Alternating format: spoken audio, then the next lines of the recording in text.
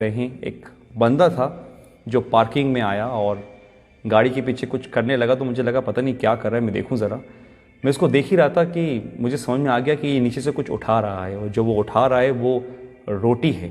ये वो रोटी है जो शायद 1-2 दिन से पड़ी होगी, जिसको जानवर ने भी नहीं खाया। मैं तुरंत नीचे गया और नीचे जाने के बाद मैंने उसको रोका एंड पूछा उससे कि कोई हेल्प चाहिए क्या। उसने मुझे कोई रिप्लाई नहीं करा। मैंने उससे फिर पूछा कोई हेल्प चाहिए क्या दादा। उसने मुझसे बोला कि नहीं कुछ नहीं, मुझे मिल गया।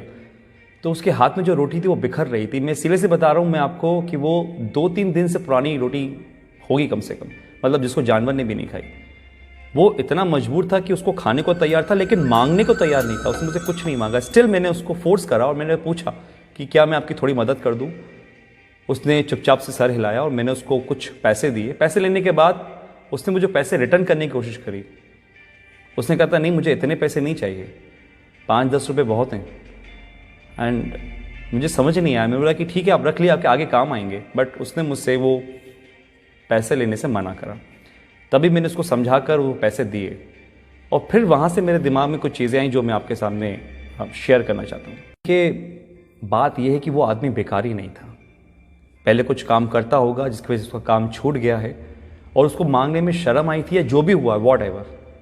और वो इतना मजबूर था कि वो सूखी रोटी खाने को तैयार था, और लेकिन मांगने को तैयार नहीं था। और ये हालत हमारी जो बन रही है आने वाले टाइम के अंदर, इस पर थोड़ा सा अगर आप सोचो तो ये आपको समझ में आ जाएगा कि कितनी बड़ी प्रॉब्लम हमारे सामने खड़ी है आकर।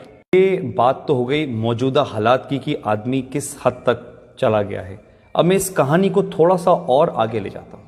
करते हैं डेविड क्लोरी की। बहुत से लोग जानते हैं डेविड क्लोरी को, लेकिन जो लोग नहीं जानते मैं उनको बता दूं कि 2017 में एक ट्रेलर आया था मूवी का, जिसका मूवी का नाम था ग्रे स्टेट। अब इसमें क्या नया है?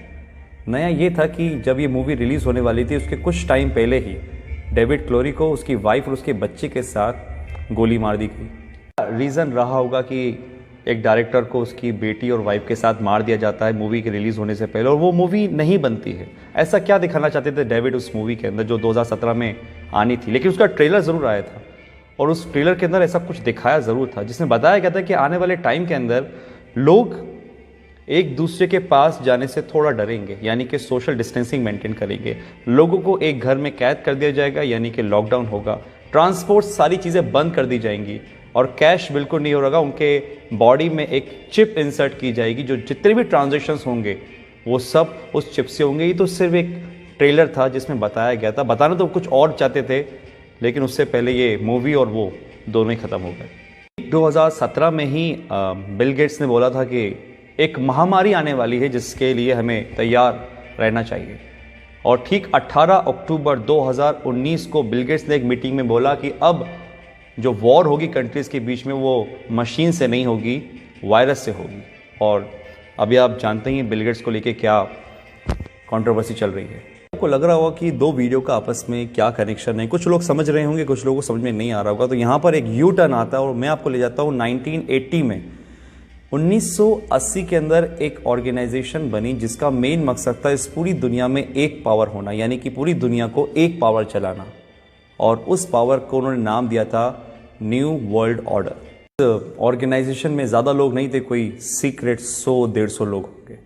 और एक बहुत डरावने वाली बात इस ऑर्गेनाइजेशन की ये थी कि वो इस दुनिया की टोटल आबादी को 50 करोड़ में लाना चाह रहे थे, 50 करोड़ में। उनके टारगेट में थे वो देश जिसमें सबसे ज़्यादा पॉपुलेशन है, जिसमें हमारा इंडिया भी होता है। सबके लिए उन्होंने एक प्लान बनाया जिसका नाम था MMP, mind control, money control, population control. Control यानी कि आदमी खुद से कुछ ना सोचे, जो वो चाहें वो आप सोचो, माइंड कंट्रोल। और ये किसके थ्रू होता? मास मीडिया के थ्रू। जो मीडिया में दिखाया जाएगा वो आदमी सोचेगा। और एक कल्चर ऑफ फेयर, यानी कि एक डर का माहौल बनाना, क्योंकि डर एक ऐसी चीज़ है जो अगर दिमाग में बिठा दी जाए किसी की तो इतनी आसानी से निकलती नहीं है, और वो ऐसा हुआ है। आज बहुत से लोगों का माइंड कंट्रोल करती है मीडिया, जो वो बोलती है वो आप मानते हो। और कल्चर ऑफ फेयर, डर का माहौल, ये तो आपने देख ही रहा है जो आजकल चल रहा है। कंट्रोल यानी कि आदमी जितना हो सकता है लेस कैश, कैशलेस, या जितना हो सकता है टोटली डिजिटल, और वो आपके सामने ही है। आज हमारी डिजिटल करेंसी किस तरीके से बढ़ रही है आपको पता ही है। पॉपुलेशन कंट्रोल, और वो कैसे होगी? जिस देश की आबादी बहुत ज़्यादा, जहाँ पे बहुत सारे लोग हैं, क्योंकि एक देश की ताकत उसके लोग ही होते हैं, वहाँ की पॉपुलेशन ही होती है। तो उस पॉपुलेशन को कम करना, और आप कम करने का मतलब आई थिंक तो समझ चुके होंगे कि मैं क्या बोलना चाह रहा हूँ। इतनी बड़ी ऑर्गेनाइजेशन चला रहा है, कौन ये सब कर रहा है, ये सब आपको आने वाले टाइम में अंदर पता चल जाएगा। क्योंकि आने वाले टाइम में सिर्फ दो लोग रहेंगे, एक वो जो काम करेंगे, एक वो जो काम करवाएंगे। अगर मैं इसको स्ट्रेट फॉरवर्ड बोलूं तो राजा और गुलाम। एक वो लोग जो इस दुनिया पे राज करेंगे, और एक वो लोग जो उन राज करने वालों की गुलामी करेंगे। ऑर्गेनाइजेशन का एक एजेंडा था, एजेंडा 21, यानी कि 2021 तक इस काम को पूरा करना, और 2020 जब से स्टार्ट हुआ है, आपको पता है सब क्या हो रहा है। लाखों लोग हैं जो समझ पा रहे हैं इस बातों को, लेकिन करोड़ों लोग हैं जो इस बातों को नहीं समझ पा रहे। एजेंडा 21 2021 तक इन काम को पूरा करना, और अगर सीरियसली इस बातों में कुछ भी सच्चाई है तो हम बहुत बड़े खतरे में गाइस। ये वायरस आया जो कि हमारा है नहीं, किसी और देश से आया है। हम आपस में ही लड़ रहे हैं, कोई धर्म के नाम पे तो किसी काम के नाम पे। और जो इस एजेंडा का सबसे बड़ा फंडा था कि लोगों को आपस में लड़वा दो, आज हमारे घर में हम छोटी छोटी सी बातों विवाद कर लेते हैं।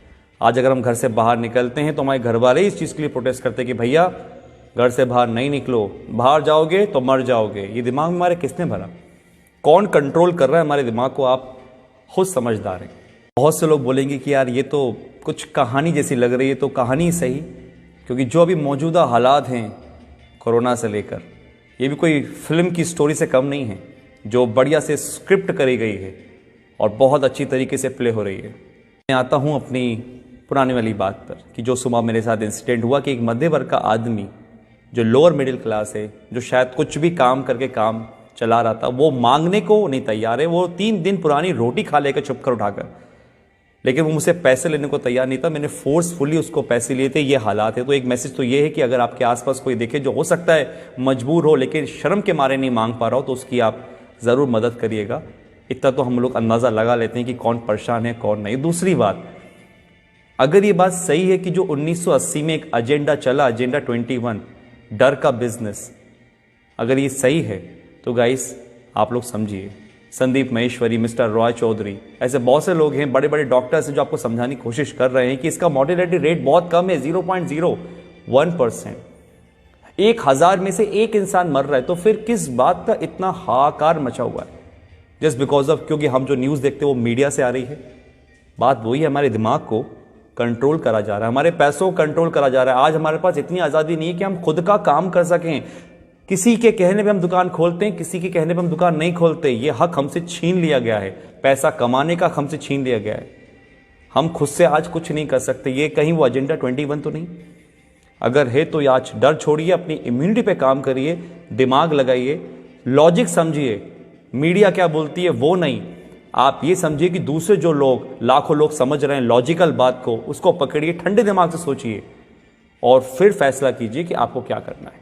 आप डरेंगे नहीं तो आप संभल जाएंगे, और अगर आप संभल गए तो ये देश बच जाएगा। Thank you.